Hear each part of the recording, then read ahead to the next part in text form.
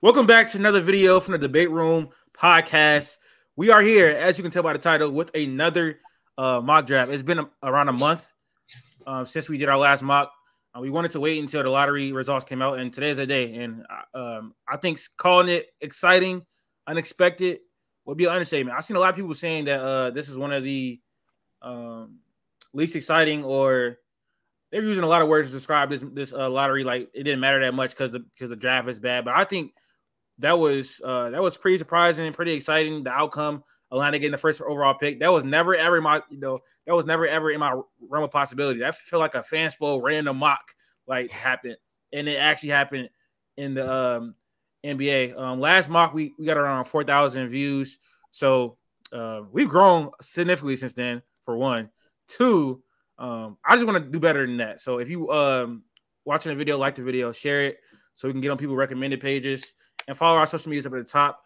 I'm joined by my guy, James, and, of course, Q. Always going to be here. So we're going to do the full first round, and we're going to do a wheel of names to see about the lottery order. Or the picking order. Let me get it on the screen real quick. But while I do that, what are you guys' initial reactions to the lottery? I think Atlanta has I think they basically, like, if they do everything right, they basically won the draft.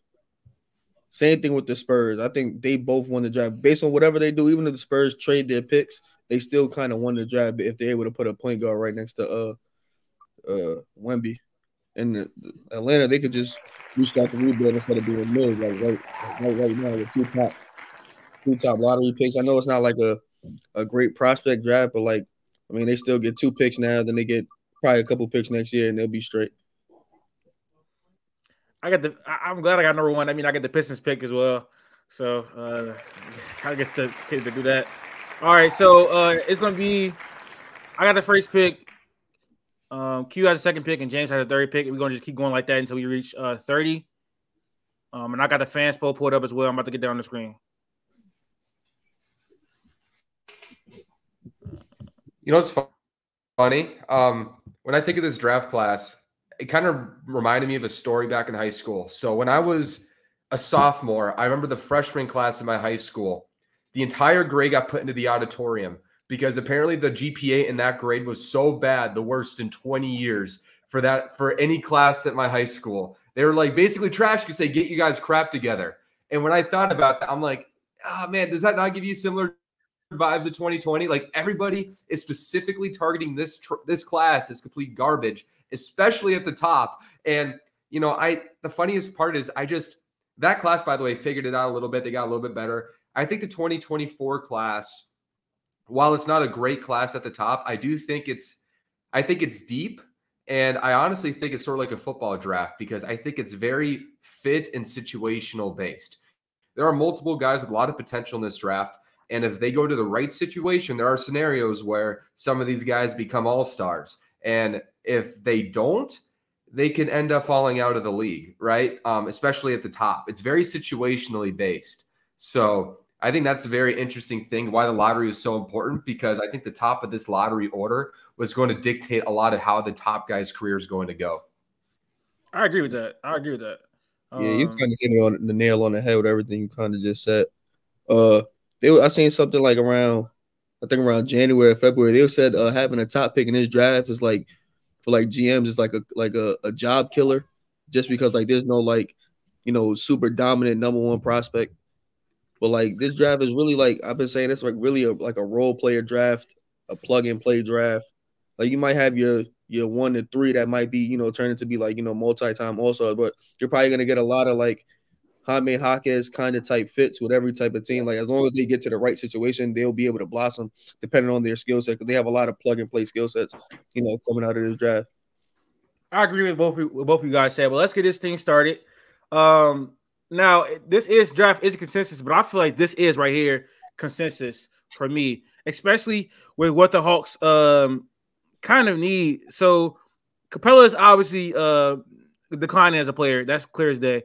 And I think Alex Sarr is the best prospect in this class. His defensive versatility, his shooting upside, his play finishing ability, lob ability can be a great vertical threat. You have some questions about size. I don't know if he's going to play the 4 or the 5, but I think he can play both.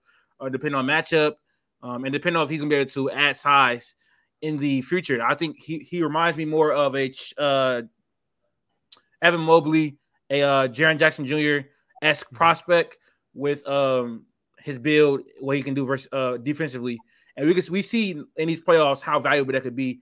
Where Evan Mobley in some of these games is coming on, and he's been one of the best defenders in the playoffs so far. So I also think I've seen a lot of people saying this is a signal of a rebuild, and I think this move right here gives the Hawks an extreme amount of flexibility, because Sar is matter of fact. Let me just draft him first before I continue yapping.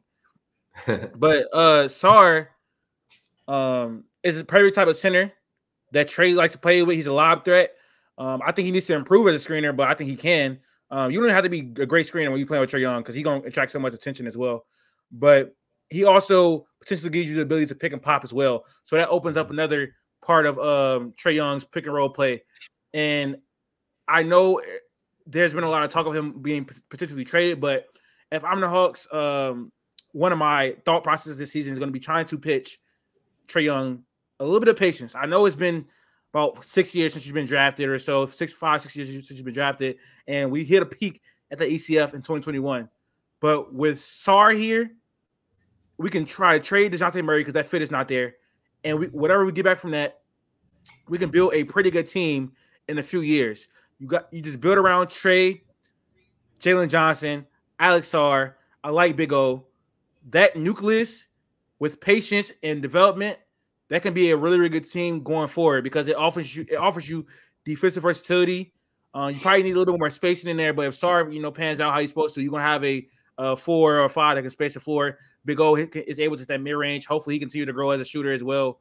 And then you're able to build that defense to protect Trae in the playoffs and over regular season. I don't think Trae's gonna be your number one option on a championship team, but I don't think that it's so clear cut that they have to trade Trae Young and DeJounte Murray and hit a full restart. Now, that's an option, and that is a good one, and they do have the flexibility to do that. But I think the Hawks, where their future just looks pretty bleak coming into this lottery, it's changed so much because they got the first overall pick.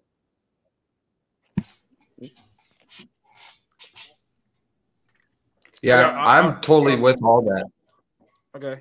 So I was waiting if Q was going to talk or not, but I guess I'll cut in line. But yeah, I think I saw some analytics today about Sar, and I thought was really intriguing is when you talk about just the rim shots that he contested.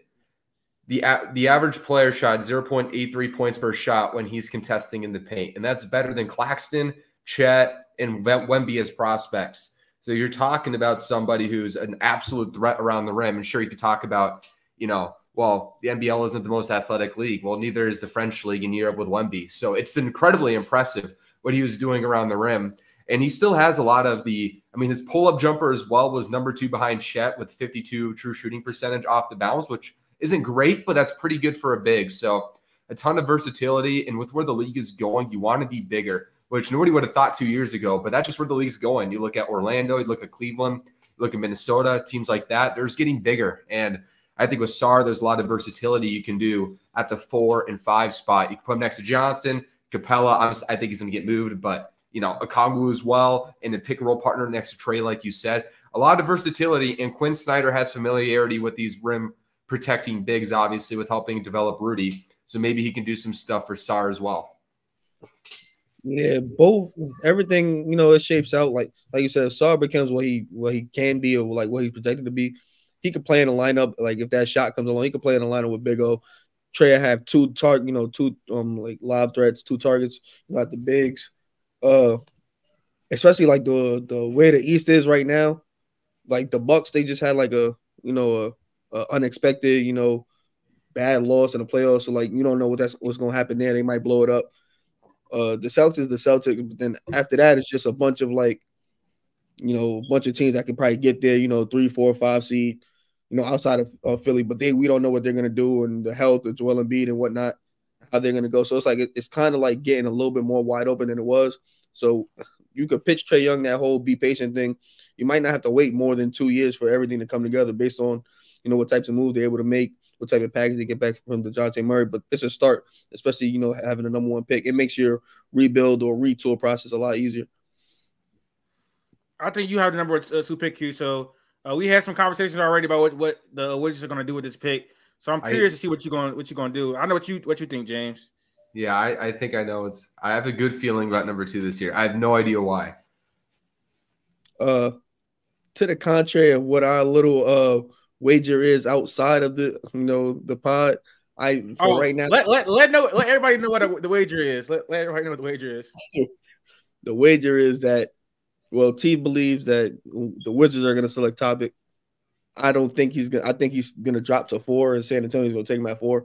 But that's just that's more like my bias than like what might actually happen. But then it's like the Wizards are a toss-up team. Like, I don't know, they could go guard or center, but like no center really has like the cachet to be number 2 overall, in my opinion. But like, Topic is that guard, but I don't know if they take guard, because in their mind they probably believe that they have a backcourt kind of logjam, where they have 2 people that they comfortable with right now. They're definitely not going forward, because they definitely have a forward logjam. They really just need a center and a point guard. So it could really go either way for me right there. For the sake of this mock draft, I am gonna go Topics, because he's not like a shooter. I think they need somebody that can also shoot, but like, he's a walking paint punch. He's a great prospect. At number 2, you got to go with the upside, the talent, and he's pretty much like, almost as close to like the best prospect in this class that you can get. That's not Sar. So that's like the way they will start their real rebuild, since they missed out on Wemby last year. I mean, I like the pick. I like Topic a lot. He's one of my favorite players in this draft. I think he is a walking paint touch, like you said. I believe in his jump shot. I like the form. I like his touch. And so I think he'll be able to shoot. Hopefully his pull-up jump shot continues to improve. Defensively, he is 6'7". I don't think it's gonna be great, but hopefully he can be like an average, passable defender, a good team defender, possibly. And I think he would be a good start to this rebuild. They will have him, Bilal, Denny. I think that's a solid young core to get it started for sure. I know James wanted to take Rob right here. He would have took Rob right here. Yeah. I just think if you're starting a team, I'd rather just go with a 6'7" slasher, great passer. I know he got shooting concerns, defensive concerns, but having his size on the wing along with Bilal and Denny, I think I just rather start a team with that. Even though I love Rob, he's my favorite player in the draft. But to start a team, I'll go Topic. Go ahead though. Well, what I was saying was what I think is going to happen, not what I would do.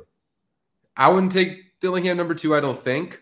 But I do think in this type of draft, like usually I would say going forward, kind of like being a short quarterback, it's going to be really hard to be an undersized point guard and go that high in a draft. But because there's not any like clear-cut high-end creators in this class, like I think that leaves the door open for an undersized guard to go that high, because I would say right now Dillingham is the most polished in that respect, because obviously we know his shiftiness, his handle. He's the best pull-up jump shooter off the dribble in this class. He showed flashes as a playmaker, way more than we saw in high school. And he's a better finisher around the rim than his size suggests, right? So he's got the dynamic offensive game where there's a world where he averages over 22 points and 8 assists if he works it out, right? And he's got that. He's the Kentucky guard history on his side. He's got, obviously, he's probably got the most overall star power, charisma of all the top guys in this draft. There's a lot of reasons, you would take a guy that high, because obviously it's taking the Kentucky guard who's entertaining on top of just being so dynamic for a team that needs more half-court creators than anybody else in this draft. I think a lot lines up for Dillingham there. Yeah, he is. Rob definitely especially like on the non-basketball on-court thing, he definitely is like a ticket seller, just because, people pay attention to that Kentucky brand. He will get, some fans in the seats. He does have a shifty game, so it allows a lot of oohs and ahs. He can get any type of shot he wants. The size is a concern, but like everybody's pretty like, well, not everybody, but most people have seen Darius Garland in him. And Darius Garland's a small guard. He probably not the playmaker Darius Garland is, but like in terms of everything else, how they get their buckets and whatnot, they're They know what they can do with their size. So I don't think that's going to be too much of a concern. The Wizards, they get a potential star guard and they get somebody to put some fans in the seat. So it's a win-win all around if they do decide to end up taking him at 2 anyway. I think he's a more polished scorer than Garland at the same stage even. Like, I agree with the playmaking. I think Garland provides a little more as a pick-and-roll playmaker, even though we can all agree that Kentucky didn't have enough bigs to really know whether he was a great playmaker in college, but especially in the pick-and-roll. But I think in terms of just the speed in which he's able to get a shot off the dribble, I think his overall creation, like as great as Garland's handle is and his shot making is, I would argue Dillingham is slightly ahead in basically every scoring facet at the same stage. And that's just praise to Dillingham, not a shot at Garland. So yeah, I think if you went number 2, I'll be like, yeah, there's some guys I like better, but for the Wizards who need a bigger guard, I get it. All right, so what you doing with number 3? What I think they'll do is I think they'll take Versace in this spot, but I'm going to make the pick based off what I think, and I think he's my number 14 prospect, so I'm not taking him. 14? Yeah, he's 14 for me. Can you go down? I got you. I know I said go down with the 3rd pick, which is kind of crazy to say, but I'm going to swallow a pill. I'm taking Reed Sheppard 3rd overall. Reed Sheppard at 3. I guess I like Kentucky guards, man. I don't know. But, it's one of those things. I think they'll take Versace in this situation because Houston, they need guys that fit with their redundance of young players, right? And Versace fits everywhere. I just think Shepherd's a better prospect, and I would probably take him in this spot because I don't like Klingon next to Sengun at all because of the speed of the offense. But I think Sheppard, he's just like the ultimate blend in. A guy like that learning from Fred VanVleet, I think would be super helpful for him. And you can also put him next to Amin Thompson long term. And he's just an amazing shooter, and he's got great instincts, super intuitive as a player. And he's a better athlete than people think. Obviously, he looks like he's from American Pie, so it's really hard to really value his athleticism. But he's quietly got balance. He's strong. He's stout. He's pesky as heck. I mean, he's like if you put together all your dream white role players and made a player, it's kind of what he is. He's like T.J. McConnell, mate J.J. Redick, which might sound funny, but I think that type of player actually has some star upside. So I can take him 3rd. You gonna go Q? No, I'm about to say Reed your guy. You speak on Reed. Oh, Reed is my guy. Kentucky's my team. So, but I love Reed. I wanted him to go to the Pistons. That's what we're gonna take at 5 because I think we need guaranteed spacing. But I just don't like it for the Rockets just because he's tiny. He's not big at all. Yeah. They kind of have like a log jam at guard already. They have Jalen Green. They have Fred VanVleet. They have Amin Thompson. Now he's one of the. I think Reed can fit on every single team in the NBA. He can fit on every single team in the NBA. So it's not a fit thing. I just think that if they don't trade this pick, which I think they probably will, because I feel like Ime is gonna want someone that can help them compete now. Not saying Reed can't, but I just think. And I've seen some Rockets fans say this. They don't want Reed because he can be a great shooter, but he won't be. I don't think he'll be an okay defender. He'll be a great off-the-ball defender as he was in college. He has great hands. He gets in the lanes. He has really nice instincts. He'll be good on that end. Not great, but good. Yeah, I can see that. And if they're moving off of Jalen Green and just going full like Amin, Reed as the backcourt or something like that, I could like get behind that. If you don't like Jalen Green, I can see this being a thing. If you think they should move off of him, I can see this being a thing. And they need spacing like a lot. Yeah. I think if they don't, I would have took Ricochet. Now I'm not that high on me either. Like I don't think much of his creation ability. I'm very much not high on him, as you guys can tell. Yeah, I'm not high on him either. To be honest, I see people saying he could be number 1 overall pick, number 2 overall pick. That's crazy. That's crazy. If he's going to be starting your team, no, hell no. So number 1, number 2, no. But for a team like this that already has an established core, you can just plug and play him. I think if he's a plug and play type player, he can do really, really well. He can shoot. I agree. He can defend, and he adds size to that team. And he had shooting and defending, which they need really well. So I would have personally went there. Not because he's the third best prospect in his class, because of how much he fits on the team. Such a weird spot. Such a weird spot. But here's an idea, guys. Here's an idea. Speaking of the Rockets and trades, what if Cleveland gets knocked out in the second round very soon, and then the Rockets are like, "Hey, man, we got Jalen Green, we got the third pick, we got Tari Eason. Maybe throw one little, change pick in there. Hey, Cleveland, give us Donovan Mitchell." He's on a 1-year deal. That's the question, and maybe that hurts his value a little bit. He probably would resign. I'll sign there. I'll play with Ime Udoka. I'll play next to Fred VanVleet. I'll have Ahmed, Ari, and Sengun. Are you kidding me? Yeah, come on. And you're in Houston, and if you sign back, you get all your money. You're still in a big city. You're still in a big-ish market in terms of outside life. So it's like he won't be bored. That makes sense. Cleveland still, they get the third pick. They probably still use it on Zach anyway, or another wing.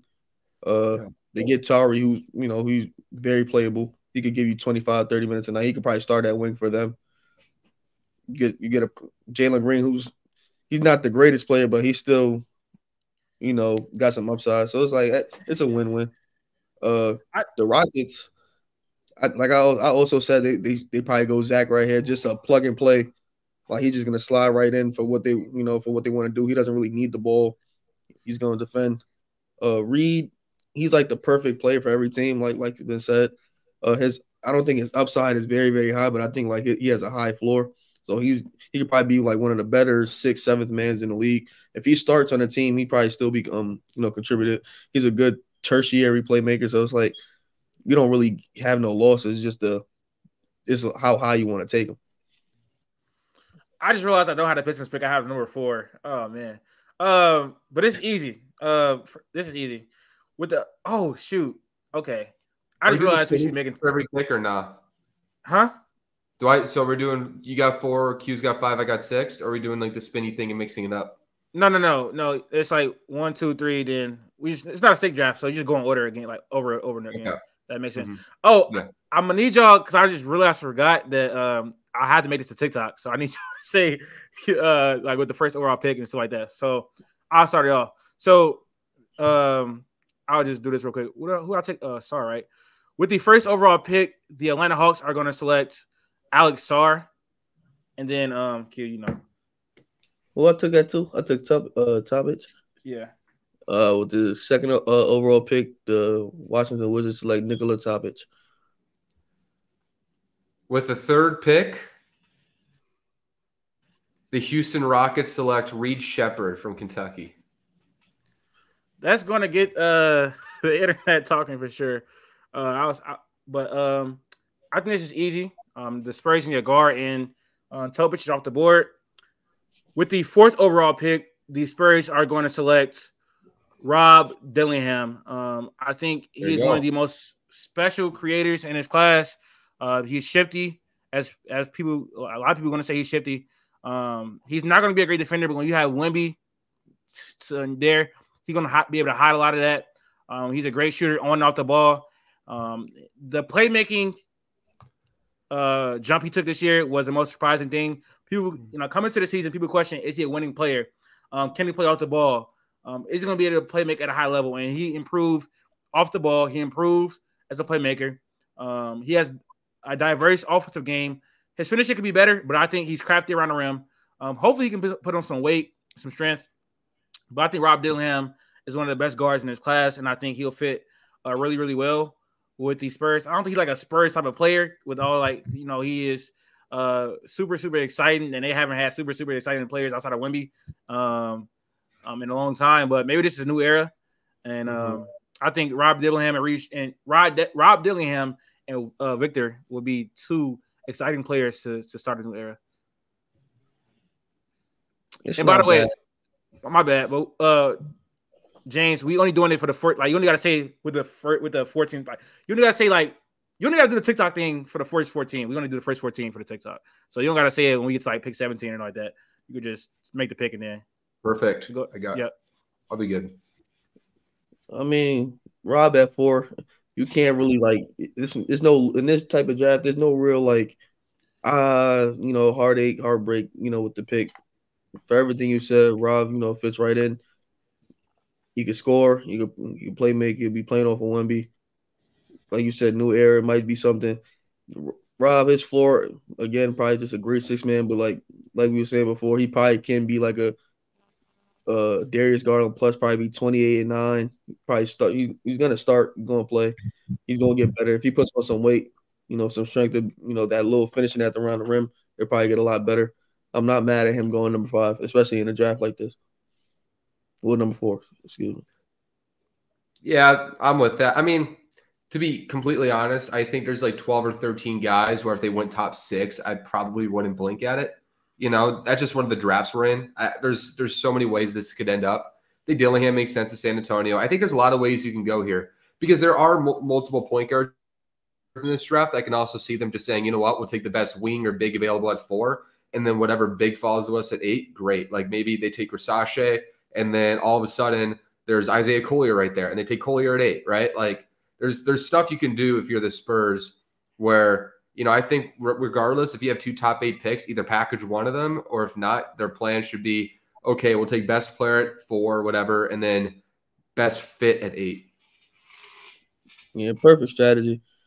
As long as they find a way to fill the needs that they need, they probably get a good prospect and just definitely a plug and play guy. So it's like they don't really lose. I don't know.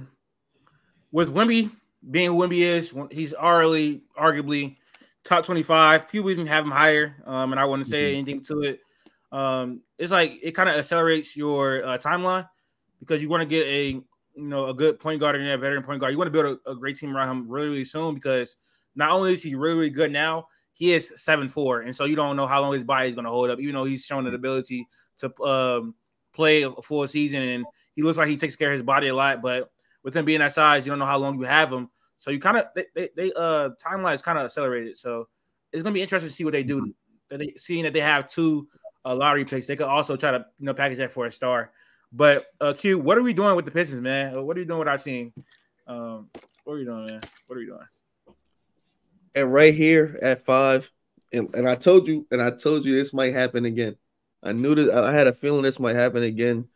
Worst record, still getting the 5th pick. So you're definitely like. You have to really think to build this team. Like you have to really think now who you want to go with to make this. Like, do you want to go with like the crazy upside? It might take a couple years for it to hit, or you want to go with the plug and play guy? And that's why I was kind of like stuck because I want to go modest right here, but I think we need somebody that's like guaranteed, guaranteed spacing, as much as we can right now, but still not lacking on the prospect side. So with the 5th overall pick, the Detroit Pistons are going to select Zachary Rissace because I don't need another person that's going to put the ball in. I really need them to stretch everything out so that way there's a lot more space to operate in that mid range because you see K like to get in there. Once he gets in there, he knows how to work. He'll be able to as being a good player, he'll be able to attack. When somebody comes on a double or whatnot, hit other people, and he'd be a great person to pass to in the corner. Like you need something out there. That whole Ivy out there, Stu, Durant thing wasn't working. You need somebody, give him a little extra breathing room, and he's the best person right now, as we can see. I see a lot of Pistons fans being sad that we got the 5th pick, and I see that they're saying like the lottery shouldn't be like this. But honestly, though, I feel like you shouldn't need 3 straight number 1 overall picks to have a rebuild. Like you're getting top 5 picks. You should be able to draft well and be able to rebuild this thing. Stop blaming the NBA. This is on the front office for not being able to draft well. Like you have all these top 5, top 7 picks. You should be getting a good player. Now, I want to Reed Shepard because I don't want Jason Ivey on the team any longer. I don't think he fits with Cade really at all. I agree. Maybe this come back to bite me. And so I kind of want someone that can take the ball handling responsibilities away from Cade sometimes so he can get a break and play off ball. So I kind of want to Reed because he can be a secondary, tertiary playmaker. But Zach, he's gonna be able to defend, which we need very badly. He's gonna be able to shoot, which we need very badly. I know his jump shot fell off a little bit to end the season, which I did see. Well, I know they're now in the playoffs as well. But from what we've seen, he should be able to at least knock down open shots and threes. And I think he's gonna be a fine NBA player. And we need fine NBA players on the roster. Like we just need find NBA players. And obviously, we have so much money in cap space this season, so he can get selected and also surround K with more shooting and defense is what needs to happen. Maybe we get like a Malik Monk in free agency, then we can move Ivy. I'm done with him. I wish we still need a rim protector somehow. That also, I don't know. It's a lot we need. I don't want to make this a Pistons thing, but I give Duran time, man. It takes a long time to be a good defensive center usually. Yeah, but it's I don't know. I don't think I've ever seen someone be this bad and then turn to be good. But that's true. But Brook Lopez was also like, I feel like taught how to do that, and we don't have people. We don't right now. We need like veterans to teach you how to rotations, and I don't know what they're doing over there. You guys need everything. I don't want to make this a Pistons thing, but I think this is. If I had to grade it, it's like a B pick. I like Matis. I love Matis as a prospect, but it's not guaranteed. Well, he shot well in high school. Like he can shoot in high school. I know he shot 26% in G League Ignite, but 69% in the line. Yeah, it's not. It doesn't feel like guaranteed spacing, and that's what we need right now. We need guaranteed spacing. So I like. Is there actually guaranteed spacing though? I think he is. Outside of 3 really good shooting months, he's really never been a great 3-point shooter. It's kind of like Jabari at Auburn, but like worse because like Jabari had a huge outlier year from 3, and people are like, "Wait, this is like a 7-foot Klay Thompson." He comes in the NBA, and he's not a bad shooter. He's like slightly above average, right? He's solid, spaced it for 4, but he's not the transcendent knockdown shooter. And Versace, he had this 3-4 month stretch. He's shooting 48% from 3, and you're like, holy crap. But then when you saw him play against elevated competition, that went way down. When he played in the under 19, he shot like crap. The last couple months, he shot like crap. And it doesn't help that he didn't have an assist for almost like 3 months. Going back to January, there's a lot of problems here. A lot of problems, and that doesn't even mention he's tall, skinny, and he's struggling with physicality in the French league. French league, all right? Those guys aren't that athletic, man. They make Killian Hayes look good. So I have a lot of questions about Versace. Like I said, I think he's my 14th ranked prospect. And there's a world, if he hits, he's Michael Porter Jr., right? But is Michael Porter Jr. really like that? Well, if he hits, he's a 3rd starter. you know what I mean? I don't think there's like an elite upside here, and I don't think that the floor is that good either. Because I don't think there's elite upside either. I think I'm higher on the floor.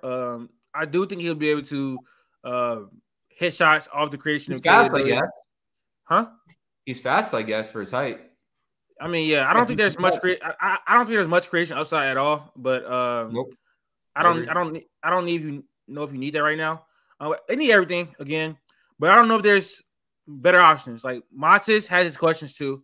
Ron Holland, I don't think he's ever going to live up to his draft selection. That's one thing I kind of gave up on this draft. Like, I don't think certain players are going to live up to like their draft selection. But like the players that dropped, I'm more confident in the player that's going from like 11 to 18 than I am of the players going 3 to 10. And he's definitely one of those players. Like, I didn't really do a lot of deep dive into him until about like 4 months ago. So it's like, I understand where you come from. Like, this was something new to me, so I just had to, go from what I was saying. So I would take Cody Williams. I would consider him here. That might sound crazy. I just wouldn't. He has the upside. Right? But again, I just feel like I don't know how good the fit would be, to be honest. And I think the jump shot is better than people think it is. Number one, it was low volume. It was super low volume. End of the season, it was. I think the end of the season though was a bigger product of him playing through injury, kind of like Miller at Alabama, than it was. Oh, he fell off a cliff. He was having some ankle stuff that was very notable. I think if that doesn't happen, I think he's pretty clear top 10.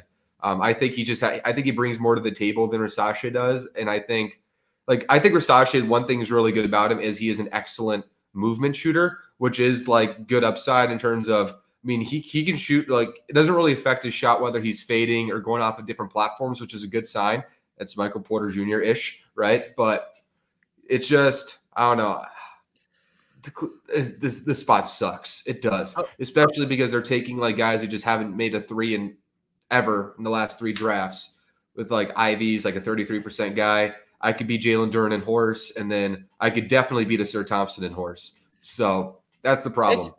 And then like all these other prospects also have shooting concerns. So it's like a lot of them do. Ron Holland is not a great shooter. He is. What about Dalton Nett? I'm not kidding. Why not? He's 23 years old. Yeah. That is true. Shoot it, man. Oh, you know what? I changed my mind. I'll take Dalton 5 here. I'll take Dalton. I don't know. The thing with me specifically, something like top 5. He can defend though. He can defend it all though. That's an issue. He can't defend it all. So, yeah, that's true. Yeah, you guys all these big athletic guys. Like they got to figure out how to defend eventually. I mean, like the guy who's going to be like older. A guaranteed 16 a game. Yeah, I also agree with that kid. I don't think it's here to do that. Yeah, I don't know. I understand. It's like everything sucks. Okay, everything sucks. Let's just I don't know. Take the guy who's not going to absolutely suck for you. No offense for Sasha. Did you say with the 5th overall pick? I think you did, right? I did. Okay. I did. I just think this is a bad spot. Dalton, cool, but like I said, I don't want my top 5. I don't like my top 5 picks being 23. But I also did say this draft is going to have a lot of 21-year-old, 22-year-olds that are going to be better contributors just because it's the type of draft.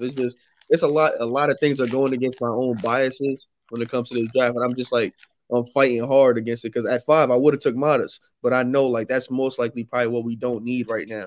Like we can't just rely on another prospect to hit. So I don't know. It's a tough spot. Okay. At 6, I think it's you. Yeah, Hornets are actually in a pretty good spot here because a lot of these guys actually fit. You know why? Because LaMelo and Miller can shoot.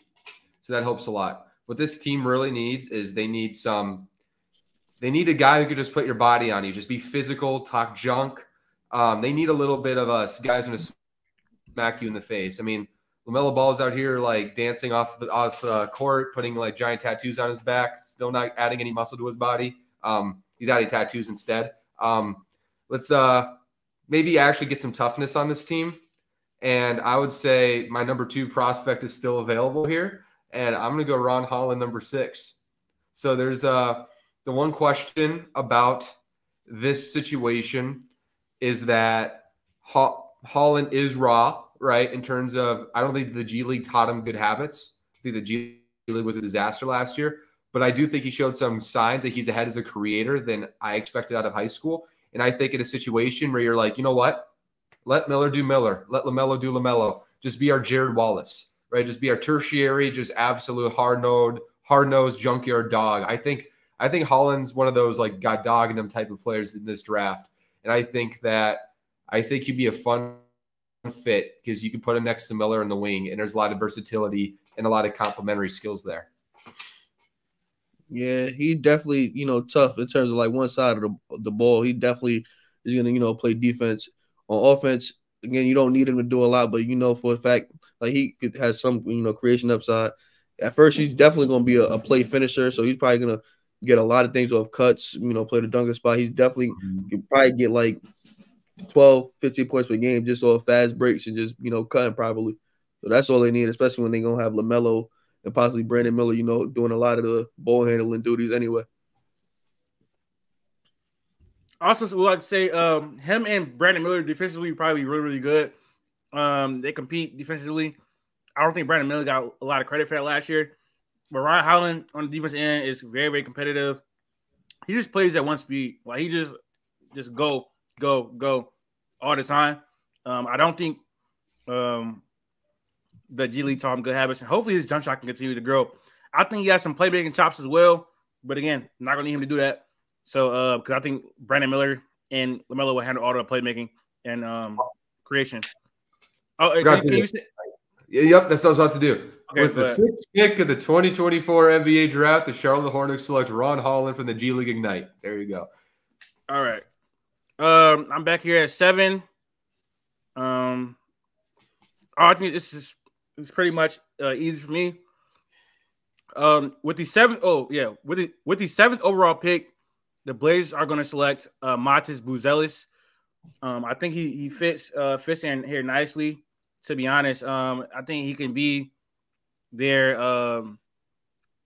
help with the defense as far as a weak side rim protector. Sure. I think the shot I think the shot is going to be able to come along. I do. I believe in the shot. From all his priors. It's better. It's better than what the G League, what is showcased in the G League. I do agree with that. Yeah. I also think his handle is better than what the G League showed as well. I know he got small hands. I know he's kind of like herky jerky, but I'm not gonna act like I didn't watch this man for 4 years in high school. And he was as for his size, he was definitely able to handle the ball pretty well.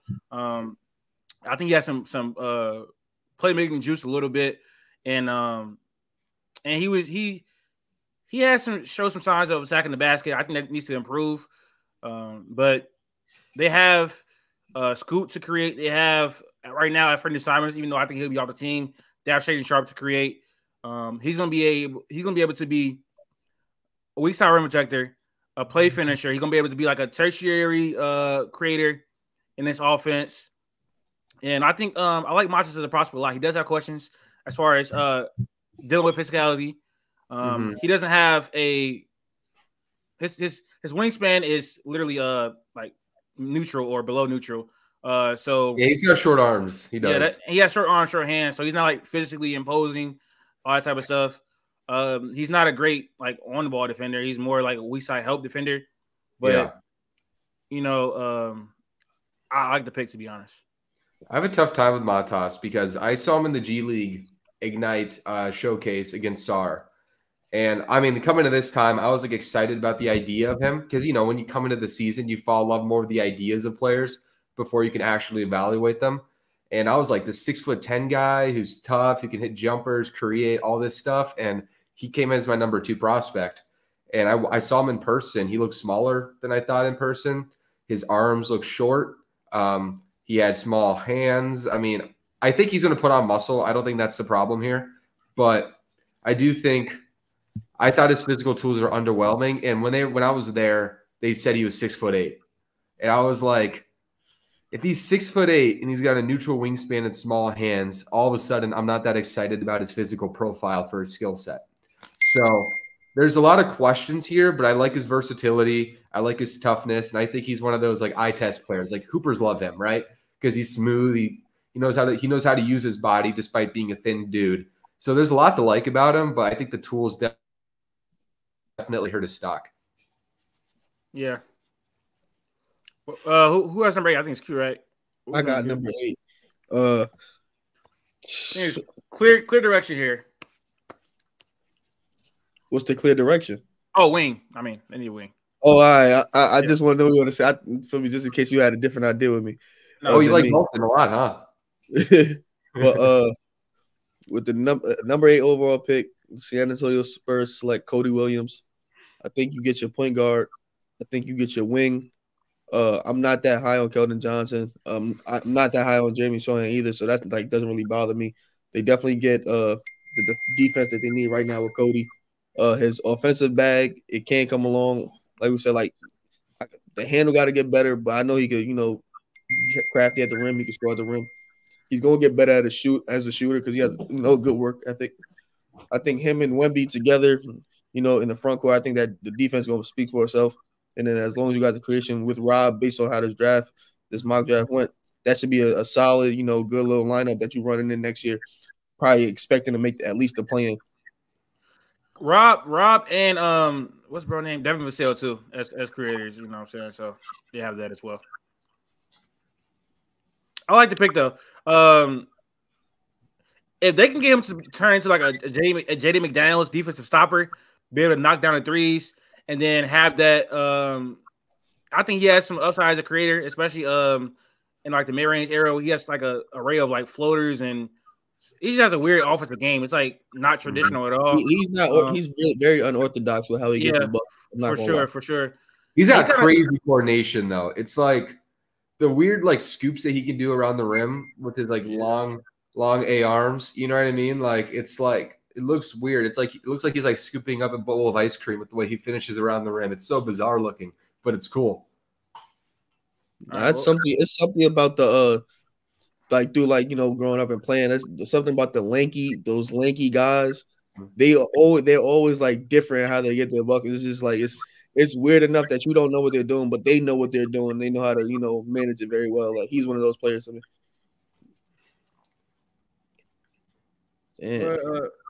Who is at number 9? I am.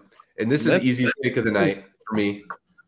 With the 9th pick in the 2024 NBA draft, the Memphis Grizzlies select Donovan Clingan, UConn. I think this was easy. I mean, they lose Steven Adams. They need a real big who allows Jaren Jackson to play more at his natural position. I like him a lot. Sure, there's stuff about how nimble he is. He isn't very nimble. Can he do anything outside the drop? Can he move up the point of attack? I mean, you hear the Rudy comps, but he's actually less nimble than Rudy Gobert is. So there's questions about that. And he's not as long, but he's a great rim protector. He's got great technique. I mean, we saw what he did in March Madness in the second round, right? Like just an absolute mammoth of a game. He's got good connective reading skills as a playmaker, and he can finish. He's a good player, and I think he's a good role player in Memphis. Yeah, the knock on him is just the feet. Like, I mean, I think that's the only thing you really can say on him right now is just the feet and just his whole overall offensive game in terms of like scoring. Like, but other than that, I think like this is the perfect spot for him. People, I kind of thought Memphis probably got screwed. This was the pick that's supposed to go. But I mean, he's in this mock. He lands here, and I don't think they'll be mad, getting him. This is a perfect fit to me. I mean, I like Clingan, but it's like I feel like the Grizzlies need more spacing, and if they can get like a center that can space, that would be ideal. Because Jaren Jackson Jr. isn't a great shooter at all. I mean, he's good for his position and stuff like that. They do need a Steven Adams replacement, but that lineup wasn't great offensively. And I think if they could somehow get a spacing center or a spacing 4 and have Jaren Jackson at center, it'll be better. I think you probably have to like stagger the minutes with Triple J and Clingan, because I just think the offensive fit is going to be. He's a good passer, like Steven Adams was. He's a good roller. He can catch lobs, but you're going to just have Jaren Jackson Jr. on the perimeter a lot more as far as shooting. So they'll be able to make it work, and that'll be a great defense. They're going to be a great defensive team, having Clingan and Jaren Jackson Jr. So it has this, ups and they trade offs or whatever. But I think they'll probably have to stagger their minutes more, and I want to see what they do as far as like getting some more spacing on this team. Trivia question. Who was the last lottery center the Memphis Grizzlies picked? Lottery center? Yes. Is it Powell? Well, Powell's a power forward. That don't count. Marc Gasol or Marc Gasol went 41st. Oh damn, I didn't know that. Powell's a power forward, so he don't really count. Center. And I'm good at drafts. I don't remember. I'll give you a hint. Same school as Clingan. UConn center that won the lottery to Memphis. Drummond is the only one I come to mind, to be honest. Wow, you're missing it, guys. You're missing it. You want me to give you another hint? Yeah, give me one more. Same draft as Steph Curry. So 2009. Mm-hmm. Lottery? Yeah, they took him pretty high.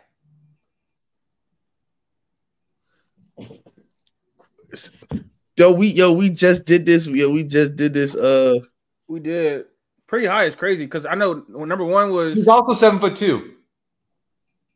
Number one was Blake Griffin. Yeah, Blake Griffin, James Harden, and who else? Hakeem to beat. I didn't know he went to UConn. I ain't gonna lie. I didn't know that. He went to UConn. He won the national championship. 7'2" rim protector from UConn. Is there a little deja vu that could come along here? I'm just throwing it out there. All right, number 10. I can also compare the raw stats to the beat in Drummond in college. Clingan, you want to hear him? Give it to me. Okay, 08-09 season for after the national natty. Crazy. 13.6 points per game, 10.8 rebounds, and 4.2 blocks for Thabit. That's what he averaged when they won the national championship. He won second overall.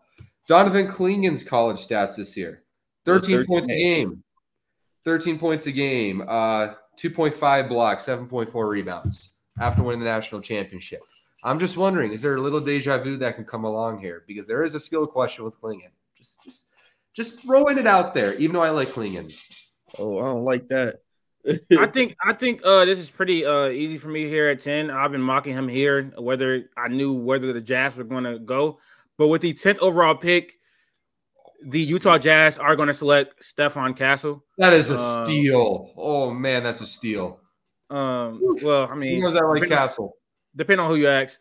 But Yo, Castle, I'm not high on him, to be honest. But I think if he's going to go anywhere, Utah is a great spot for him because they have what I believe is a good off-ball system, and he thrives off the ball, as we saw at UConn. Also think they have a pretty good development team. So with Stephon Castle, I think you're gonna get almost elite defense. Almost. He's gonna be able to. He's a great cutter. He's a good rebounder. He's a good connector piece playmaking. He's a good slasher, not a great slasher. He can't shoot at all. But again, if there's any spot I want him to go, is probably Utah because I believe in their development system and I believe in their offensive system as far as off-ball movement. I think it Will Hardy. If there's any young player that needs to be developed, I want him to be with Will Hardy, or I want him to be in Toronto, something like that. So I've been consistently mocking Stephon Castle to one or two of those places. I think this is a good fit for him. Great pick for Utah. I'll tell you that. Great pick. Hopefully his offense comes along because I don't think he's much of a creator at all. He's not much of a scorer at all either. So I don't see it, but some people do. So I mean, yeah, I see it. I'm a believer. You know, I think every night about his high school tape. I'll just say this. I think Castle, what makes him so good is it starts with defensively, right? He's got a good connective playmaking, like all the great role player stuff. But I think his handle is better than people give it credit for. And he is excellent at absorbing contact and using his body. He's like, I mean, I'm not saying he's going to be as good as these players, but he kind of has little traits that you saw from Butler and Shea in terms of he can bounce off of you. He's got an ability to just get that extra step under the rim and finish through contact. He's got stuff that suggests maybe in a role where you put him with the ball in his hands more, he could be a walking paint touch because that's what he was in high school. And hopefully the jump shot comes around. I like Castle a lot. I have him third in my board. I'll be very surprised if he turns into a walking paint touch. I'm not gonna lie, just because it's kind of hard with his lack of explosiveness, in my opinion. He's got a great second jump. Great second jump, and he's. I'm talking about with the ball in his hands. I don't know how he's going to be a walking paint touch without, his first step is not great to me. His explosiveness with the ball in his hands not great to me. Can't shoot. So being a walking paint touch with all of those things, unless you're Shai Gilgeous-Alexander, is like pretty tough to do. He knows how to use his body, man. He does. He's very good at absorbing contact. This is working out pretty well, this draft here. What are we doing at 11 for the Bulls, Q? The Bulls actually literally, I mean, they kind of got sniped. You feel me? They kind of got sniped because they probably wished Castle probably would have, lasted right here at 11. The ascension of Kobe White, I mean, he looks like he could play on ball a lot more than, what they were trying to give him. They could have went center, but they probably would have wanted Donovan. I don't know. Right here is a little weird to me. I feel like they might do the move and they probably just go with the talent and the upside. So I'm gonna just go with that. And with the 11th pick, the Chicago Bulls are gonna select Isaiah Collier. It's gonna be tough on Kobe, but I mean, like I said, the talent and upside is for him to fall this low. Well, not this low, but this low. I mean, they probably still think they got a steal in him. I like him. A lot of people don't like him. I know he's not the greatest shooter. He's a score first. He wants to attack, get downhill. I think that that's a lot of traits that can translate to the NBA right now. Because as long as he can get to the bucket, he can do a lot of things. It might not bode well for Kobe, but I mean, he could shoot. They probably figure it out. It's not hard to. I don't think it's that hard to figure out how to run two guards in a lineup. I'm much higher on Collier than a lot of people. I think he's one of the best advantage. I'm not gonna lie. I think he's probably the best advantage creator in this class. Unless you want to go Topich or maybe Rob, and I'll listen to you. But strength translates, and he has a lot of that. I think he has good explosiveness. He's a good passer. Now, he did turn the ball over a lot to start the beginning of the year. He also cannot shoot too well. I don't think his freedom numbers were that great either. No, they weren't. They're in the 60s. Yeah, the indicators are not there. Also, he can't defend. So, but and he's got short arm. I don't think it's can't defend thing. I think it's can't, like, he got to lock in on that end as far as defense. But I think he has the strength and size. Go ahead, Q. I'm gonna say he's a smaller Tyreek Evans, probably a little bit more athletic. The only thing is Tyreek Evans doesn't have that short arm thing. Tyreek Evans, the arms are actually long. That's what made him like a great attacker. But again, like, he wasn't Tyreek Evans, coming out of Memphis. He wasn't a great shooter either, but he can get to the basket and he can create.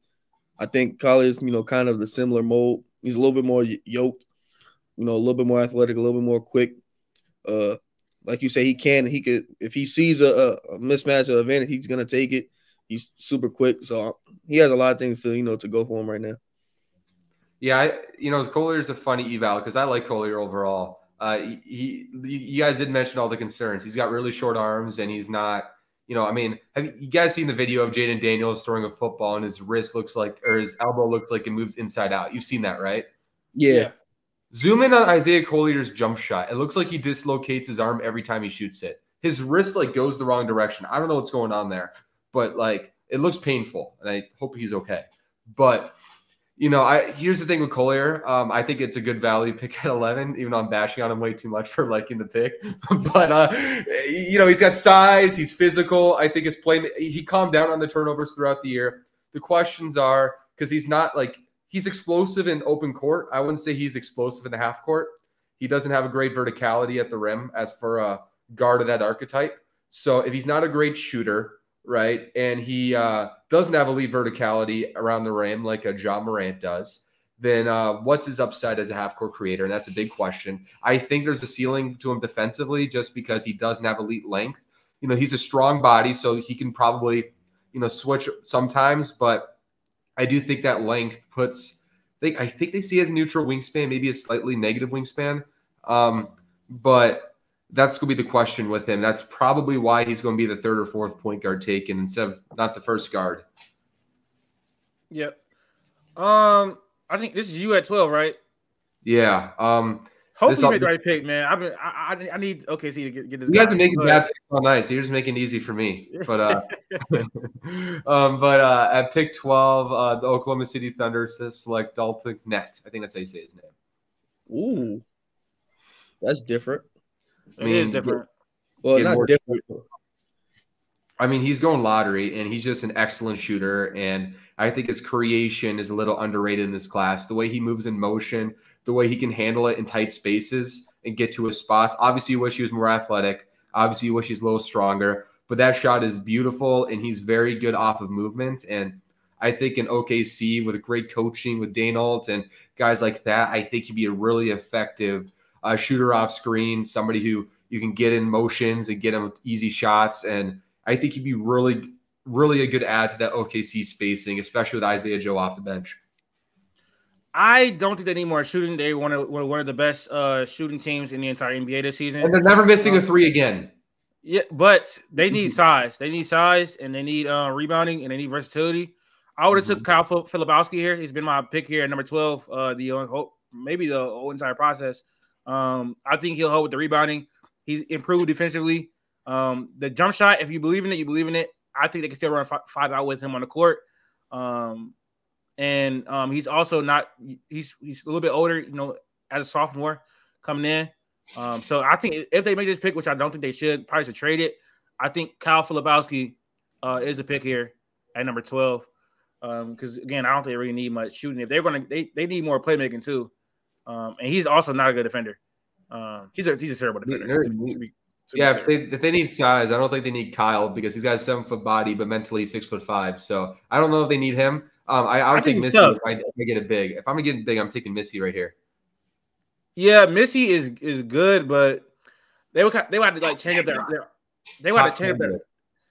Yeah, Missy's good. They would have to change up their offensive philosophy a little bit though because he cannot shoot. So I don't know. I mean, but he does provide elite athleticism, rim protection. But with at 13, I think they kind of need a Malik Monk replacement. So I was going to take Connect if you didn't select Connect at 12. But since you did, I think I'm going to take Cal because, again, he provides what? What's wrong with that? I can't even dunk, and even I'm dunking on a Sabonis Filipowski front court. Which you mean defensively? I mean, oh man, they're cooked. Offensively, I don't know if I would have went flip right here. Like I'm with you. Like if at 12, I'm taking like not because he's a 7-footer and I know he's gonna get the rebound. I know he's gonna defend, but just for the simple fact he's a 7-footer. So like that offers you the bar, like the bare minimum bar of being like a decent enough rebound. Like it helps OKC that much. But Sacramento, they're probably gonna try to attack guard just because they need a lot of help in that area. Like I don't trust any guard they have that's not De'Aaron Fox. They'll probably try to figure that out or just some scoring some way somehow in that backcourt. I don't think. I mean, guard like at the spot, it's not really one. That's why I understand your I understand where you like you get caught in that little.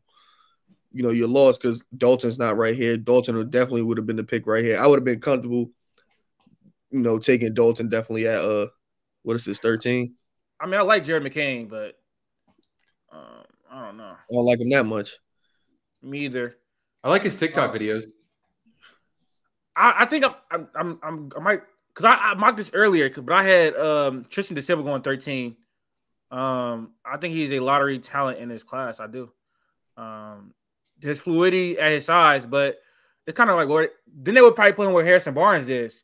Well, not obviously not right away, but maybe in a year or something. He is older.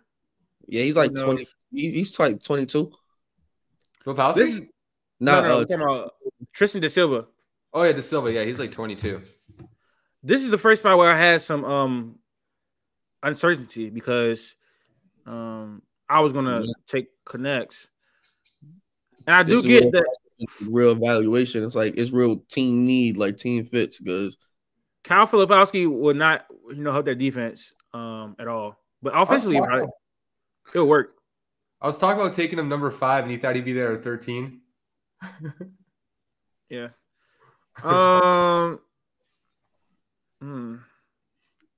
Him going number 5 would be crazy, but I think any pick for the Pistons is crazy. Tristan Da Silva. I think I'm a lot higher than what people have him at. I love Da Silva. What, Tristan? Yeah, I got him as a plug and play. Take him.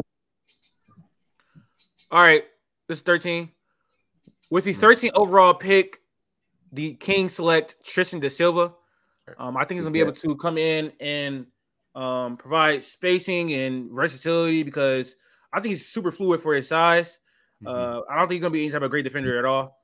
But I mean, the Kings have not prioritized defense in ever, so that shouldn't be a problem for them. They do still need a Malik Monk replacement if they lose him, which they probably will be because he's going to command a lot of money on the open market. But I think he can come in and take that wing spot once Harrison Barnes' contract expires because he has one more year left on his deal, and he can be that 3 for them and be able to provide shooting, which they love shooting. So I like the pick. I think he's a lottery talent in his class. I think he's underrated in his class, especially with the ball in his hands as well. So I'll have Tristan Da Silva going 13 to the Kings. Hey, man, great take. Great take. I'll give you Wait. Where the hell? Oh, I didn't even draft him. I'm tripping. Okay, I'm going to say. That was a great take. That was a really good take. Thank you, man. Thank you.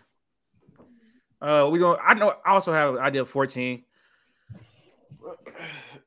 At 14, you had took Modest, right? No, I took Tyler Smith. Oh, no. Oh, yeah. The 7th pick, you took Modest, yes. Yeah.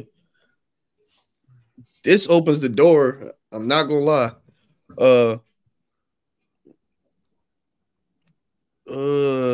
See now with who's on the board, I could go two ways. I don't like Flip here. But with the 14th pick, the Portland Trailblazers are gonna select Tyler Smith. Aiton's still there. He played. He had a great March and April per usual when it comes to like bad teams and bad players and whatnot. So that gives them the hope to like, all right, it's Aiton. He got some money, so they might as well stick with him. But Tyler Smith, he could come in. Right now he's going to be basically a stretch four. He has a little bit of creation ability. A little bit athletic.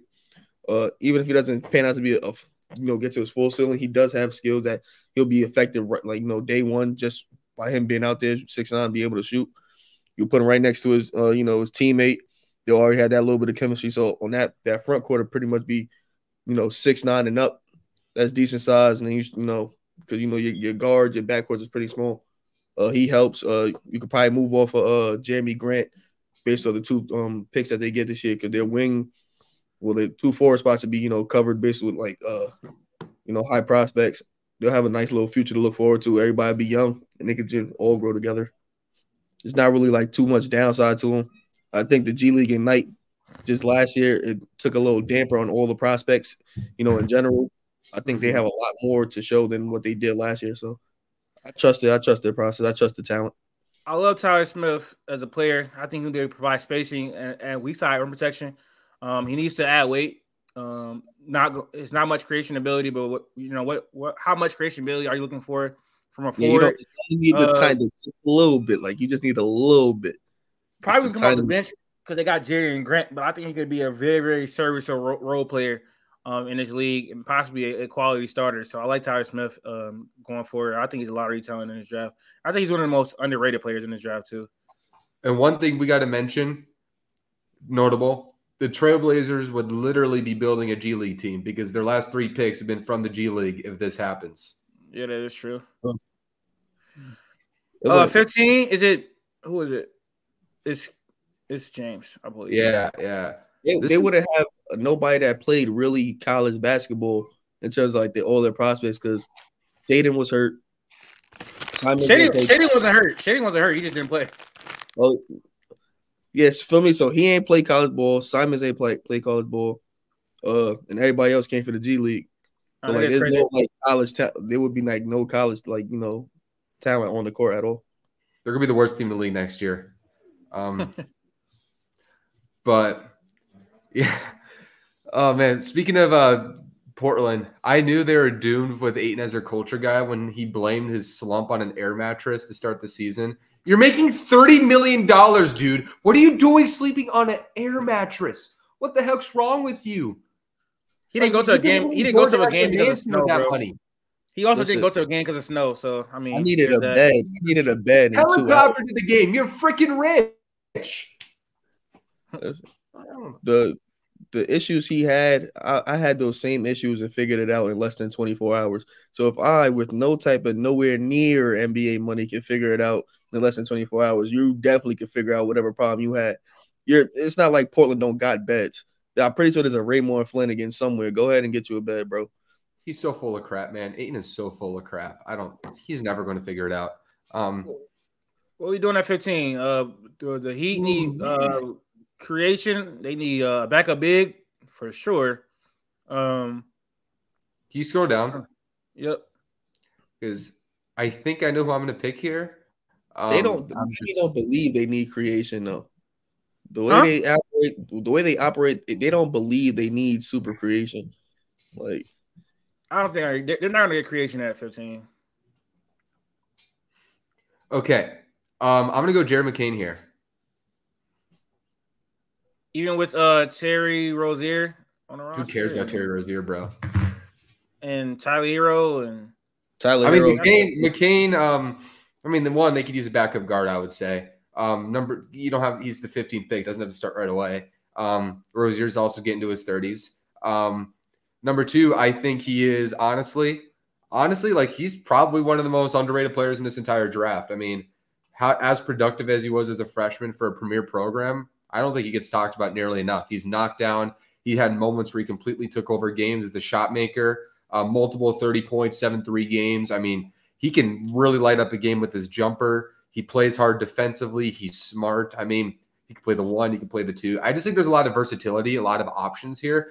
And I think he has that motor where I think he would fit. I think he would fit in Miami. I do think he would. He does kind of have that Miami Heat culture as far as like toughness and determination and that type of stuff. I know the TikTok's full of a lot of players. I mean, the TikTok's full of a lot of people with their thoughts on Jerry McCain, but he is a tough player. He is a great shooter, one of the best shooters in his draft class, and I don't think much of his creation ability as far as like a playmaking, but he has some nice touch and he has some nice footwork, and he's pretty strong too. I like him as a backup point guard, possibly a starting point guard one day in the NBA. But I think I don't know. Backup big is kind of what they need. I'm at 16, right? Yeah. Yeah. All right. With the 16th overall, we don't gotta say it no more. Whatever. With 16, I'm going to take Kyle Filipowski. I think they can use some versatility on their roster, some youth on his roster. They don't have many young players at all. And I don't know if he's going to start. Probably not right away at all. But I don't know. You know, their future is kind of uncertain with Joel Embiid or whatever what they're going to do. But he can come off the bench and be a versatile scorer, versatile player. I think he's tough. I don't think he plays like he's 6'5" sometimes, like with his perimeter shots. But I think he's so versatile. He can bang inside. In the post, he can hit the 3. He can hit the mid range. He can put the ball on the floor sometimes. So I think he's versatile. I think he's tough, and I think he is something that Philly needs as far as youth as well. So I like that pick. Yeah, I like him there. I mean, like you said earlier, if you believe in his shot, then you believe in his shot. If you believe in his offensive bag, then you could be able to trust him with minutes with Joel Embiid. Joel Embiid is not your typical center that you need, supreme spacing around him because he's just gonna operate in the down low because Joel Embiid operates all over the court. So you can work with the Kyle Filipowski there for however many minutes you have him out there. Like I said, just based on just being 7 foot, there's a bare minimum and there's a minimum bar set when it comes to like rebounding and defense and whatnot, and he's gonna provide just enough to allow him to stay on the court, along with him being a very versatile offensive player. He'll be able to play off easily with Joel Embiid and Tyrese Maxey and whoever else that they bring in. Like he's just going to be a seamless fit. You don't need him to do too much. He is the 16th pick, so it's not going to be a lot of pressure on him anyway, especially if he ends up in Philly. This is going to be the Lakers pick. I don't know why they still have the Pelicans on here, but this is the Lakers pick. Yeah. Lakers. Bronny. There's so many reports with this. It's the Bronny news. It's the Lakers. Report came out, I think yesterday, that they're willing to trade the pick. They don't really know what they want to do. I don't really trust the Lakers to make the proper pick. I don't even know where I want to go myself with this pick right now, based off the prospects that we have. Let's think about it. We need a backup big. Yeah, that's what I'm saying. If you want to get size, there's options there. If you want to get if you want to get scoring out the backcourt, there isn't a lot of options. Especially like I guess the best scorer would probably be Jacoby Walter, but he's not like the best creator like himself. So it's like he doesn't profile like he's not the guard that I need. I don't really like Devin Carter. So to make this very, very easy, the 17th. Well, I don't gotta say it. If I'm the Lakers, I'm taking Messi right here. Honestly, I would take the 16-foot point guard. I don't know about you guys. Carter. Okay, so I thought the Magic had 16. They had 18. That was a great pick, by the way. Yeah, they need a backup. They need a backup big. We need backup big badly, man. Badly. We got Chris right now. Is literally just Christian Wood. He has legit. I'm not kidding. I do think there's star potential there. I think it starts with how naturally gifted he is with his feet and hands. I think when you just start playing basketball as a big, he's played basketball for 3 years. no one gives him credit. He's got ridiculously great hands and really freaking good feet. And as the year went on, he showed more and more being able to attack off the dribble from the top of the key. He's got really good body control. I think if you just refine his game with the right coaching, come on, JJ Redick, bring those podcasts to fruition. And then I love JJ. Please, I love JJ. No, but yeah, like I do think there's a chance this guy, if he puts it all together, he could be really, really good. He's 10th on my board. I just don't think much of his offense outside as a scorer. I think he did show. I've always bet on good feet and hands offensively. I'll always bet on that when you just play basketball. I think he can be a vertical threat, a vertical spacer, and I think he'll need like a great point guard to be truly who he is. He showed signs of being able to put the ball on the floor, but it's not like I don't know. It's not like Giannis or nothing like that. Like he'd be able to just handle the ball and bring the ball to the court and facilitate and play make. It's the foundation, though. It's the foundation. It's the foundation to add skills on top of skills, man. There's not many bigs that with that athleticism that have hands that good and feet that good. He doesn't know how to use it yet. Yet he's still a starter on a good college team. Just give him a couple years of good coaching. Give him a coach who could teach him to work in the post, man. I'm telling you, he's got really high upside in that remark. Right coaching, star. I'm telling you. If you're gonna trust a raw prospect, or like put your time and effort into a raw prospect, it's easier to do it with a big than it is a guard that's super raw.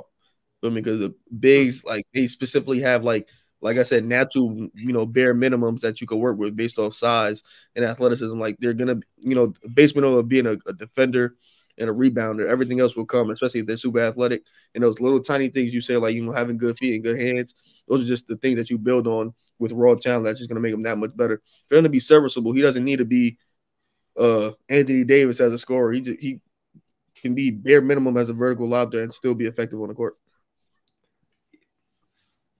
All right, what are we doing at 18, James? I think I know where you're going with this. What team is this?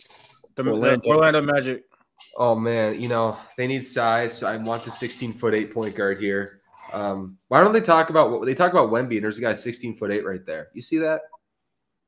Yeah. I don't know why that's been on there for fans for so long. I don't know what that's about. It's so funny. I have no idea what I'm going to do here. Can you scroll down? They need some shooting. They need some creation. Man, I think I saw you say Jacoby Walter, if I'm not mistaken. I'm gonna take Saloon here. A project player. They're already pretty deep. I mean, Orlando's building an identity on just being, big and physical. 1 to 5. I think Saloon has got. I don't think his feet are as nimble as people think they are. I do worry about him. I think he's in the NBA. I think he's best as a weak side rim protector defensively guarding fours. I think that's what he's best at. I think he'll get a little bit exposed guarding the perimeter, unfortunately, because I don't think he has great feet. But he is an excellent cutter. He's got big size. He's fluid. He's got a good jump shot. He just fits that Orlando. And he's 6'10". Like not everybody needs to be Jaden McDaniels, a guard 2s at 6'10", right? Like being a weak side guy who could guard 3 to 4, I think is valuable at 18. He is a project. And I feel like going forward, they're gonna be kind of like win now mode.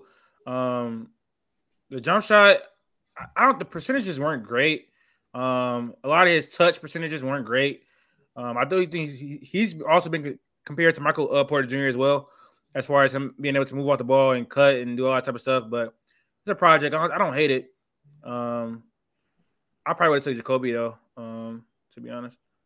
I just want to add a little more like size options because Orlando's kind of getting redundant at the guard, and Jacoby doesn't provide as many options to be in the rotation for that team. They also have a lot of big depth too. Yeah, they also got Jett Howard just sitting there.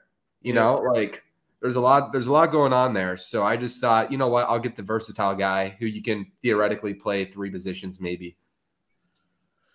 I'm sitting here, I think, with 19, the Toronto Raptors, and damn, a bummer. They didn't get their pick. So it's kind of weird here. Now they have RJ Barrett. I mean, why did I start off with RJ Barrett? They have Scotty Barnes. They have Emmanuel Quickly. They got RJ Barrett, Jakob Poeltl. The team needs offense. They do. I think quickly on a restricting, they would have to bring quickly back. Oh, they're definitely going to. I mean, they have to trade him for him. Yeah, they had no choice for real, to be honest. I think Scotty is going to be able to be the orchestrator of this offense as a playmaker. He's going to have the ball in his hands. The RJ fit is weird to me, but I mean, he was good there. He was good. Really good. They're not going to turn away from 20 points per game. They're not just like you're shooting. Yeah, but they're not going to turn away from that. They're not going to say no. I think they're with the 3 that they got, and now you just got to fill in around those 3 for right now. They got Jacopoto at center. They got Kelly Olynyk at center. So I'm not going to take a center here, even though I've looked at center for them. I'd love to go a center right here, but I understand. Jacopoto got 3 more years according to this, and then Kelly Olynyk is trying an extension. Jacoby? I'm thinking about it because they need more spacing and they need more shooting. I'm gonna go with Jacoby. I think Jacoby is one of those players that can really outplay his selection and be one of the better players in his class. Because the idea of him is great. What we just saw on paper was terrible. He shot 30% from the field or something like that. It was super inefficient. His creation upside is not high to me. He's not a great playmaker at all. And defensively, he was terrible. So all that sounds bad, but he is young. He is young. I do believe him as a shooter. I do think he can possibly continue to grow as a playmaker. I do think he has the frame and the mentality to be a good defender. He just needs to lock in, especially off the ball more. Raptors need more offense. I'll go Jacoby Water. You got 10 more picks. Let's get this thing going. So his weakness is basketball, but other than that, he's a great prospect. It's not basketball. That's Josh Giddey. That's Josh Giddey. He can't score. He can't pass. No, he can score. He can't shoot either. We think he might, but he can't shoot. No, he can shoot. He can shoot. The numbers ain't indicated. He can shoot, bro. He's a good movement shooter too. He can come off screens and pin downs and all that. You know what I'm saying? Man, this draft is in shambles. See, we doing Kaishan here or Jalen Tyson? We doing Kaishan or Jalen Tyson with the Cleveland Cavaliers or Johnny Murphy? I'm gonna go Kaishan right here. There's too many avenues to go, but I think for my preference, I go Kaishan right here. Great shooter. Sorry, I need to finish this funny thought about Jacoby. You know what it sounds like when we do that scouting report? It sounds like when you hear a girl talk about a guy and she's talk about the red flags and she mentions every possible red flag, but then she goes, but he's 6'5". That's literally Jacoby Walter, what you just said right there. So I think that's pretty funny. Even though I do like Jacoby, I just find it funny. I think everybody says the same thing though. Everybody says the same thing. The things I see on the paper is just not there, but I like Jacoby. It's just something about it that's just gonna tell me to not look at the things we saw on paper is why he failed from a top 10 pick, which he was supposed to be coming into this year. That's why he failed. But you gotta hold on to some of that, that stuff you saw coming in those first few games he was killing, for sure. To start the year off, the first game of the season, he was I'm dang, he's gonna be a top 5 pick. But he didn't end up being it. So 21, I think this is James again. Mm-hmm. Yeah, one more thought to that. It's like saying, he lacks intelligence. He struggles at school. He's emotionally unstable. He is kind of insecure. He kind of disappears. He's not great with your family, but he's 6'5". You know what I mean? It's can't defend, can't really dribble. But we're gonna figure it out. We'll figure it out.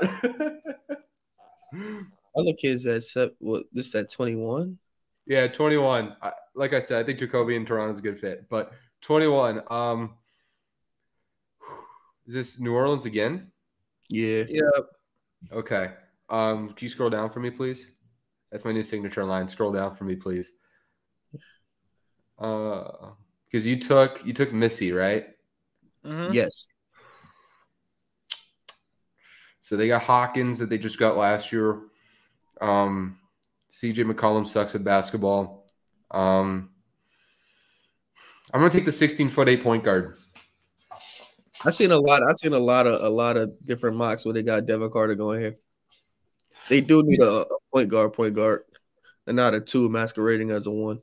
He's sort of like Jose in a way. I mean, he plays with great energy. He's physical, defensive minded, great on the glass for his height. Obviously, well, actually, he's really terrible for rebounding for his height. But you know how tall he is. But in reality, he is a really good rebounding guard. He's physical, and you know he shows signs offensively. Even though I don't think there's a very high ceiling at all offensively for him. But yeah, I don't think he's a great scorer or a great playmaker though. Good energy player. Put it at that. Yeah, I mean, the 3-point shot outside of this year was terrible. I'm not gonna lie, bro. Was that he just gritty?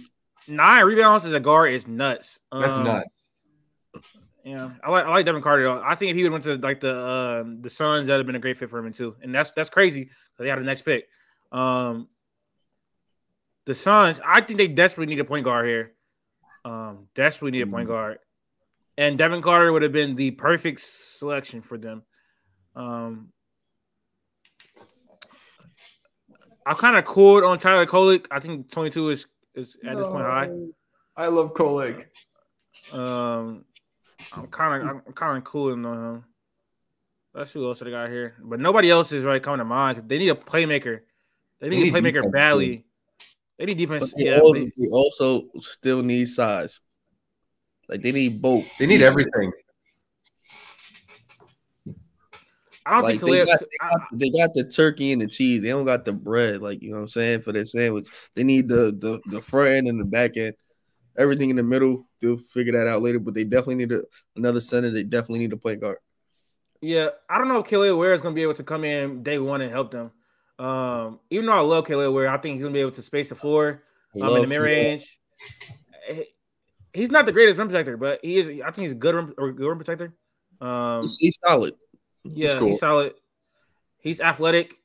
He can hit the mid range. He can shoot. So maybe they can, you know. He got a little bit, like he had a little bit of that DeAndre Ayton like syndrome, like early, like he had a motor issue. I don't know how true that is, but that was a little not early in the season. He still kind of got that, and he also can't. He really can't guard the. Sometimes he gets bullied in the post. So I don't know. His frame not like, you know, super imposing. Dunn's really good on defense. Dunn's really freaking good on defense. I'm sorry, he's terrible offensively. Great. He cannot score. He got the offense. They do, but he cannot play. He would not be able to play on the NBA court in the playoffs at all. I'm sorry. The Suns can't play on the NBA court in the playoffs as it is. Just they need something.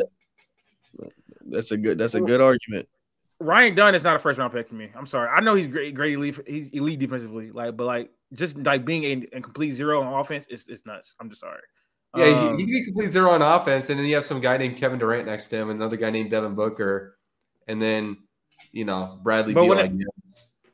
Yeah, but you also they need two-way versatility type players. I'm in between Khalil Ware and Tyler Kolek. You think that at 22 though, and expecting it to work? That's all I'm saying. I would just take a specialist. That's just me, but. I don't know. They got Josh Okogie to do that, to be honest. Yeah, he's better than Okogie right now. I don't know about that. He's bigger, he's longer, and Okogie's also just – I love Okogie, but watching him offense makes my brain want to flip inside out. That's going to be the same thing. At least 6'8" and 7-foot wingspan. I wonder what Yusuf Nurkic is going to be. He still has a contract, right? Yeah, he has. Yeah. They're gonna have to keep him. I think they probably get a point guard in a veteran point guard somehow, some way in the free agency, but I don't know. I'm gonna draft Tyler Kolek with 22. Huh? I think it's a good pick. They need his playmaking desperately, and he's one of the best playmakers in this draft class. Nothing wrong with that. We got 8 more picks. Come on, Q. What's this? Well, 7 more picks. The Bucks. This somebody could take Ryan Dunn. They need pure defense really badly. They definitely could take Ryan Dunn, but I'm gonna go Johnny Furphy right here. Yeah, good pick. I understand the defensive need. I like Johnny Furphy right here. Like I said, the future's up in the air. But he's like another you can plug him in. He's gonna do something for you specifically. I think they could slack on that defensive wing stopper for right now, just based off the way their team is built. If Giannis comes back, Brook Lopez there, they're gonna be able to, still get some stops down there. But I think you need to, get better on the edges. I don't think Malik Beasley can be your trusted, fourth best, offensive option, in the backcourt. So Johnny Faber is cool for me. And he also looks sorry. I say he got some size. He's about 6'7", 6'8". They got him 6'9" here, but I'm pretty sure he's more 6'7". Yeah, he's tall. He also looks like he would star in some hockey version of High School Musical. He just looks like he's gonna play hockey, and then just start singing in the middle of the hockey rink. I don't know why, but we had 24 on James. The Knicks. Ooh. This is tough. Actually, it's not tough. Bobby Klintman. Okay. I actually have a pretty high grade on him. I have him 13 on my board right now. What I like about Bobby is he showed throughout the season just growing versatility offensively, and holy crap, that guy can run for that size. He's one of the fastest 6'10" guys I've ever seen. There's not as much verticality as you would think there is, and that's something I don't like about him. For a guy as that fast, it looks like he jumps 8 inches in the air, but he is really freaking fast, and he's got ball skills, and he's got feel, and he's one of those guys. I think if you give him to the right team, he can develop into a really darn good player and be one of those he fell to 24 and he made 4 All-Star games in his career. I think he's one of the primary candidates to do that in this draft. I like Bobby. I think he's a good defensive playmaker. He has good size, and his fluidity for his size is pretty nice as well. I probably would have went backup center because I think they're probably gonna either lose Hardenstein or Mitch this offseason. Where they trade Mitch, something like that. He keeps getting injured, so I think they would have another pick here. So yeah. I thought they had another first. I kind of want to go back a point guard, but I guess Miles McBride is fine. They need some more. They could have if you ain't take Tyler, you had took Tyler, this would have been a good spot for them too. They need a playmaking point guard off the bench, but stop letting my boy fall, please. I'll take Khalil Ware at 25. I think they need a backup center because I think again they'll be losing Hardenstein or they'll be losing Mitch Robinson, and he kind of opposite in them, so give him a different look. He's more offensive slanted. So 25. I think that's great value too. I think he's a much higher pick than this. All right, 26. They got Nikola Topic at 2. They need to get a center here. One guy's still on the board. I know. It's Deron Holmes. Good, great pick. If you went point guard, like I said, they're one of the teams. They needed to get a guard and need to get a big. They got the guard, so we're going the big right here. Deron Holmes, he has a very decent scoring bag. I'm not gonna rely on that. I don't need to focus on a defensive stopper. Is not shouldn't be your main focus right now. You try to put points up on the board, and you're gonna be able to do that, especially somebody that could operate in certain actions with Topic. And I think he's fine. I think he's crafty around the rim. I think he develops that shot more. He's gonna be very lethal. Well, not lethal. I'm not gonna say that, but very serviceable. That you can you're gonna have to respect him. I like his bag in general, and I like his size. Yeah, I like that pick. That's a great pick. They needed a center. He's the best one on the board. What are we doing at 27? Man, we could have just maybe Minnesota should make the biggest team of all time and take Zach Edey. But I'm just kidding. But all right, can you scroll down a little bit? Don't like Carlton Carrington? No, I don't. That's crazy. I just don't see. I don't think he's an NBA athlete. Cameron Christie? Can you scroll down again? No. Can you scroll down again? I'm thinking hard on this pick because this didn't go great for my team. You know what? I'll take Ajay Mitchell for Santa Barbara. Wow. He's one of those guys who talented lefty. Obviously Santa Barbara, those Southern California schools like Santa Clara has had some success in the last couple of years, and Santa Barbara is an entirely different school, but maybe we can have a Southern California success with a Ja. He's got size, good lefty shot maker, good versatility, good efficiency. I don't know. I wanted Kolek, but he's not here. So, all right. The Nuggets, they need a backup big, I think, pretty badly.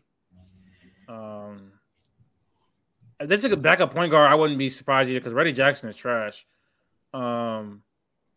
Except when he plays us. Kevin McCullough, no. They already have enough wings off the bench, to be honest. I'm going to go back a bit. It's either going to be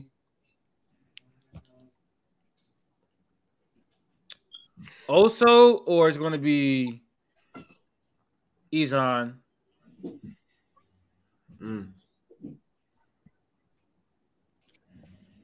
Izan is he's just not.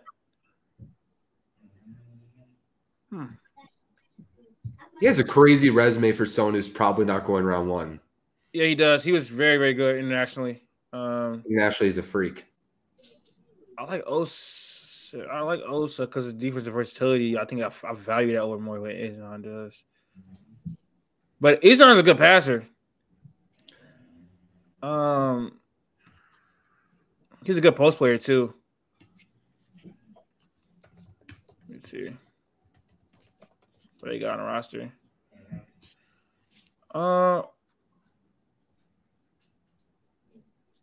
They can also maybe go someone lower. Where's he at? They can go at Dembona. Huh? That's interesting. What about the Komich guy? His stock is rising a lot. There's another guy who's rising a lot. Isaiah Crawford, Louisiana Tech. I saw that. I'm looking for someone. Mark Sears is nationally proven. He's pretty darn good. Jonathan Mugbo is already down here at 87. That's kind of crazy. All right, let me start wasting time because the game about to start. But we'll go Izan Amanza at number 28 to be one of the backup bigs in Denver. I actually like that a lot. I like that fit next to Jokic because he's very instinctive as well. I didn't draft him. What's going on? Oh, there you go. All right, we're doing at 29. OQ. The Jazz. When Castle, I still think you could probably you probably go the opposite of what Castle is. Probably right here, I go Jalen Tyson. Great pick. He shoot. He can play make a little bit. He crafty. Could create his own shot. He'll be able to slide right in there. Takes a lot of pressure off of Castle. Castle probably you don't have to look for him to be, a great offensive weapon, right away. It's Jalen Tyson come in, he could be microwave-ish, do a lot of things that you need him to do, especially like in that lineup. Yes, I ain't mad at that. Dribble pass shoot or dribble shoot. You know what I'm saying? Pick number 30, the Celtics take Zach Edey. Are you being serious? Yeah. I don't know. They got it's good value. I mean, you can never have too much size in the NBA. I mean, Horford's getting old. KP's getting hurt. I mean, that feels like them taking Taco Fall, but I know he's a much better prospect. I'm not even gonna. I like Edey.